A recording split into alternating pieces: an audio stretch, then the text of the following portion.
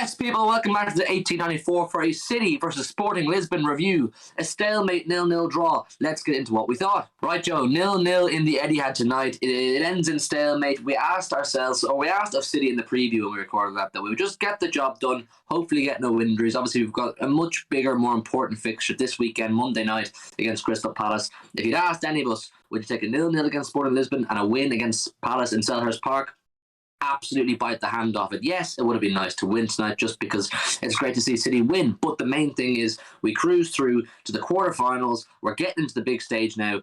What are your overall thoughts on the game? There's not a huge amount to talk about. No one really stood out. I suppose there's some young players got a chance, but I suppose what are your thoughts?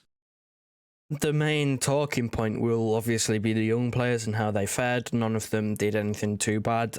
Most of them were defensive options, which they didn't really have too much to do. Sporting just kind of sat there and went, lads, let's not embarrass ourselves, because they did get slapped last time. So they were more than happy to just take the 0-0 because they knew they had very, very, very little, almost impossible odds of getting through this.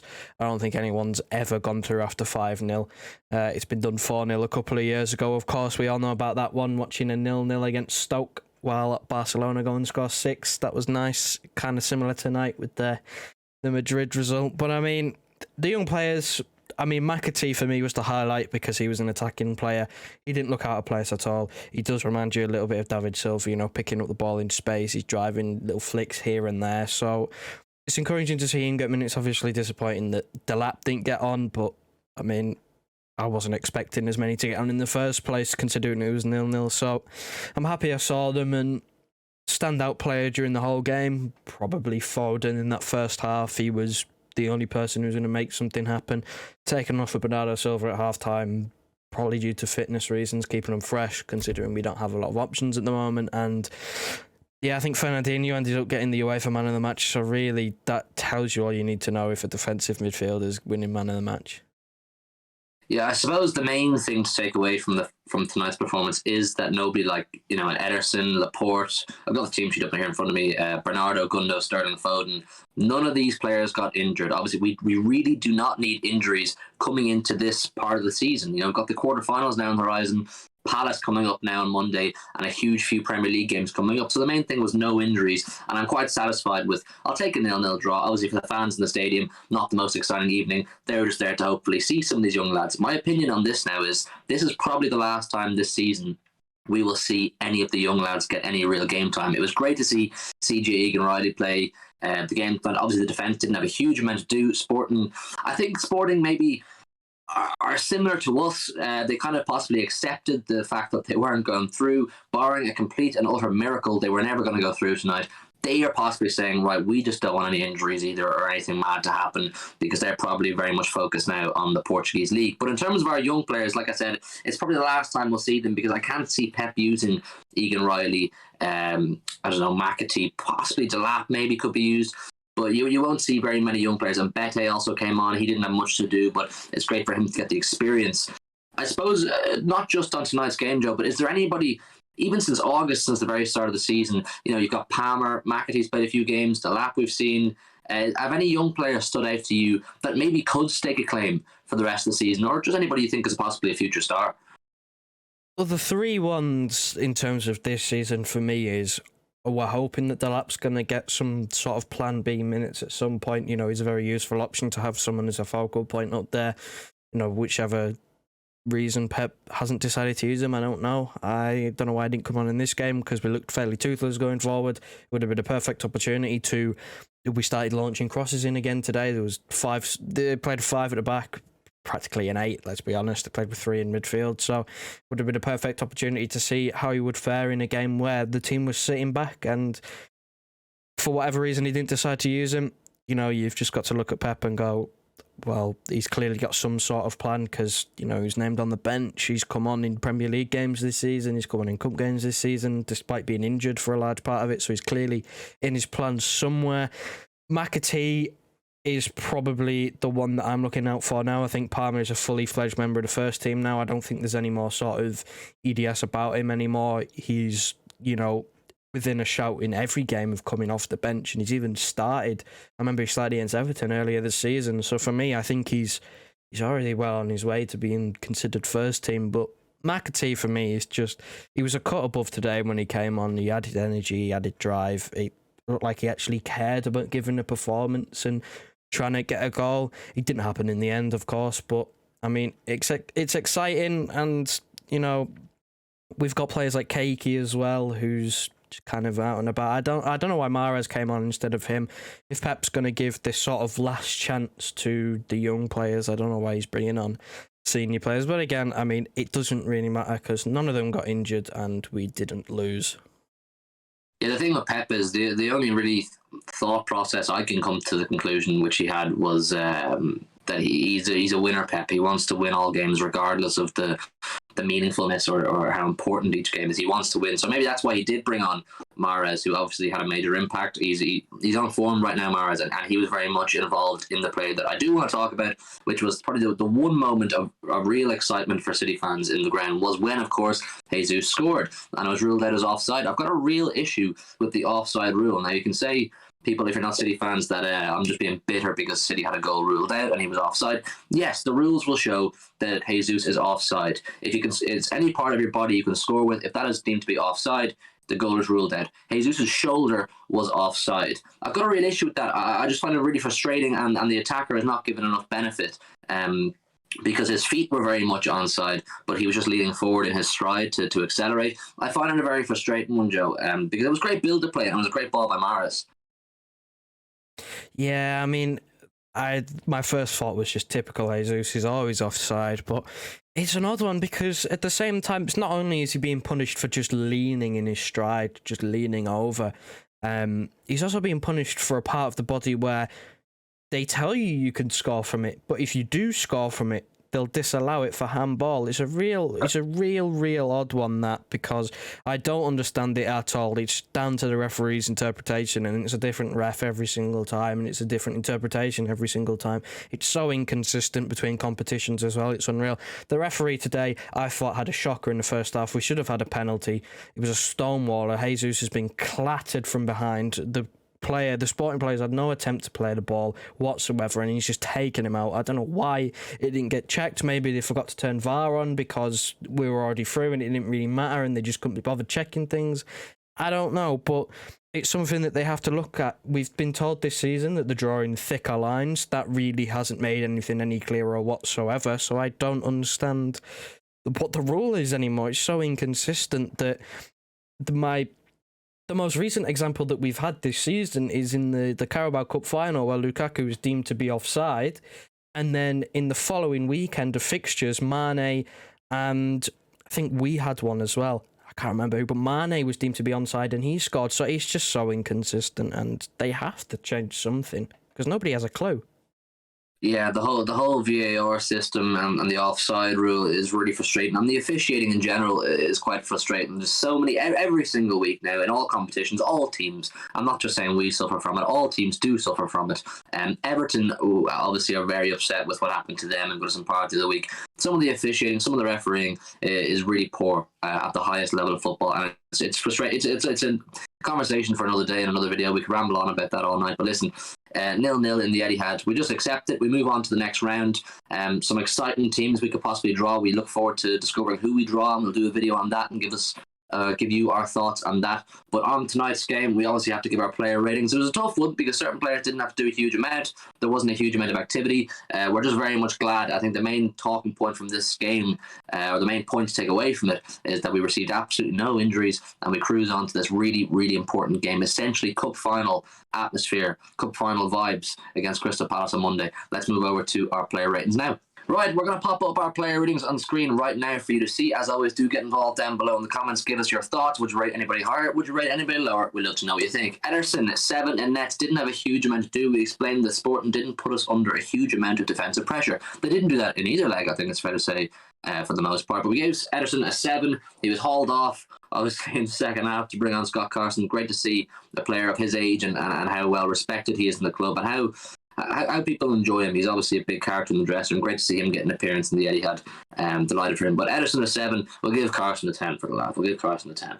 Zinchenko, Laporte, Stones, and Egan Riley. We gave all of them a 6. Now, we'd love to be giving Egan Riley, ideally, a higher mark because, it's his Champions League debut. He's been with City since he's 7 years old, and he's someone we all want to do well. But listen, we're not saying he didn't play bad. He didn't play bad by any means. But the fact of the matter is, Joe, the defensive players didn't have much to do tonight. So we kind of agreed that they did what they had to do, I suppose, as a defensive unit, but you can't give them any more than a 6 because they didn't have to do much.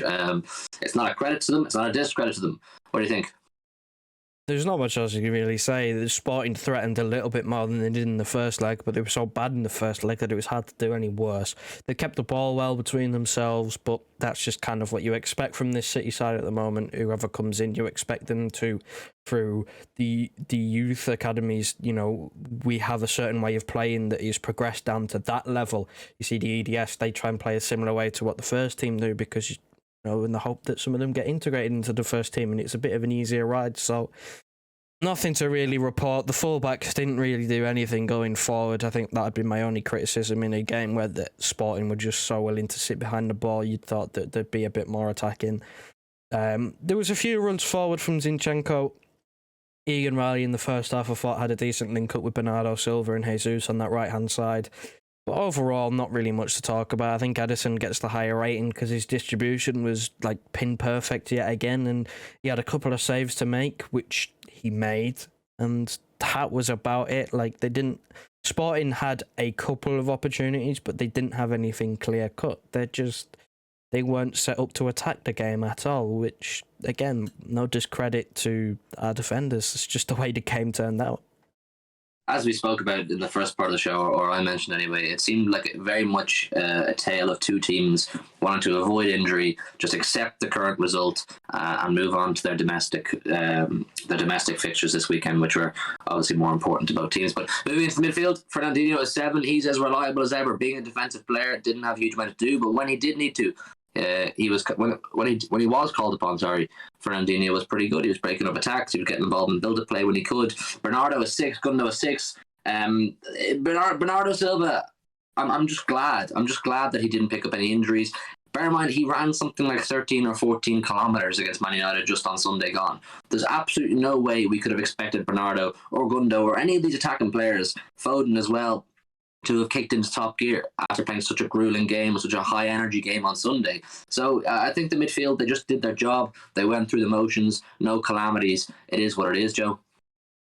Yeah, I mean, Fernandinho kind of played a similar role to what Rodri's been playing this season. His forward passing was superb. I thought his crossfield passing was excellent. That's something that, while his legs are going and he's not able to keep up the game as well as he could do, he's still not going to lose his technical ability because that is something that stays with footballers throughout their career. You don't just lose that overnight. Bernardo gets a 6 because he got taken off at half time, and it's hard to get higher than a 6 unless you do anything extraordinary if you get taken off at half time.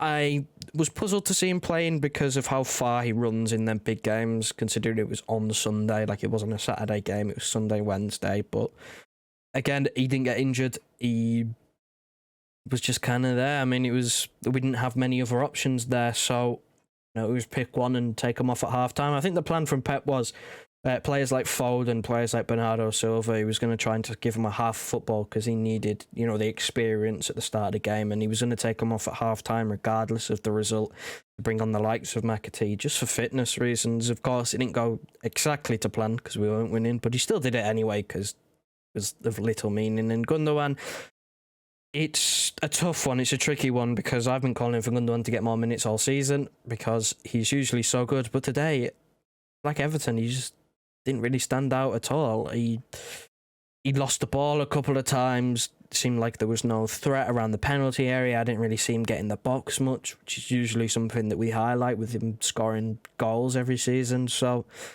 it's a tricky one. I mean, De Bruyne's hit a little bit of form. I say hit a little bit of form. He's had a good game. He's come off the back of probably his best game of the season, and he's not played here. So Gundogan is going to find it hard to get back into the team, and playing like he did today, like we said in the preview, it's an opportunity for players who don't play that often to put their name in the hat for the bigger games, for the league games, like the Palace, like the cup semi-final, quarter-finals that we may have coming up. And he failed to do it today, which, again, it's hard when you've got two players who are in that attacking 5 or 6 who were probably absolutely knackered, and didn't want to get injured, so it was difficult for him, but he still needs to play better.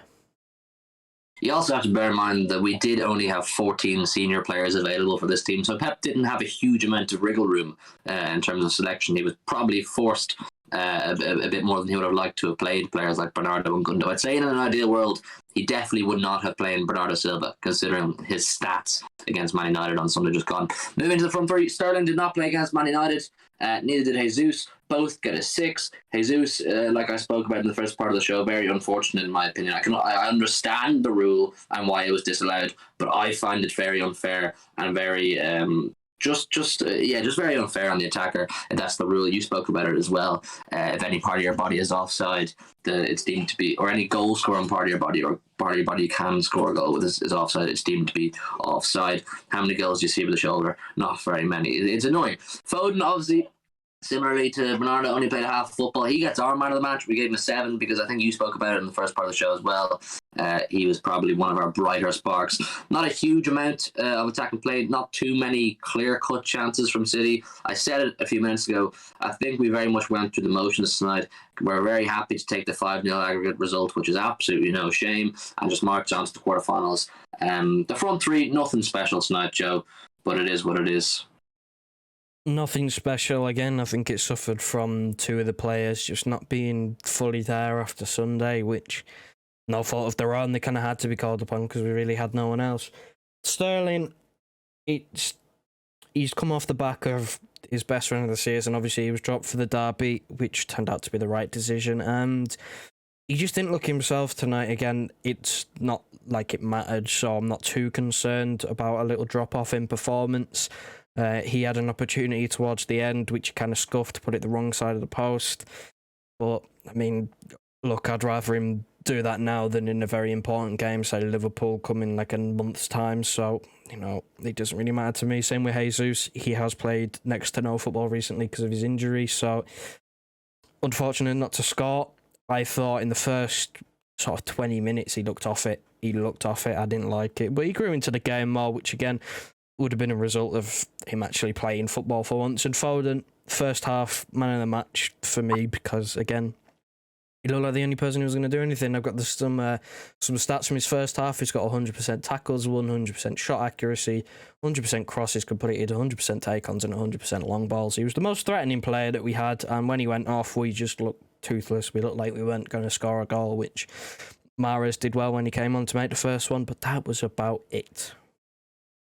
Yeah, look, it's not a performance we'll look back on with fond memories. We just move on. We take the result. And now, people, is where it gets exciting. It gets very exciting now. The last 8 of the Champions League, this is where we want to be. This is where we need to be. It's going to get much tougher from here. Sporting Lisbon was a relatively easy tie, I think it's fair to say. We thumped them in Portugal, and we took it handy tonight just to avoid injuries and accept the way it is. It gets tough from here. We're kicking into the real business end of the season. Every single Premier League match is absolutely crucial. Every single Champions League match goes without saying, absolutely crucial. So there's a lot to look forward to, and this channel is somewhere you can find all the news and all of our thoughts, and we want yours as well. As always, do get involved down below in the comments. Give us your thoughts on tonight. Obviously not a huge amount to say, but give us your thoughts on who you would like to see us play in the next round. Leave a like on the video as well. It helps us more than you can imagine. And of course, subscribe if you're new, and we'll see you very, very soon with another video. Good night. God bless.